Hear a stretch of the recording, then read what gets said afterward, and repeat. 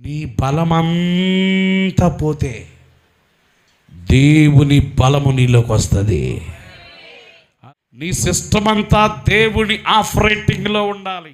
నీ బలమంతా బయటికి పోతే దేవుని బలము నీలోకి రాత్రి రిలీజ్ అయిపోతే నువ్వు తగ్గాలి, ఆయన పెరగాలి. నువ్వు తగ్గితే ఆయన నీలోకి వస్తాడు. నీ కండ బలము ముండ బలము తగ్గితే యేసు బలము నీలోకి వస్తుంది. నీ ఒళ్ళుపోటు తగ్గితే, నీ గర్వం తగ్గితే, నీ అతిశయము తగ్గితే, నీ పొగరబోత్తనము తగ్గితే దేవుని బలము నీలోకి వస్తుంది. తగ్గేదే లేదంట.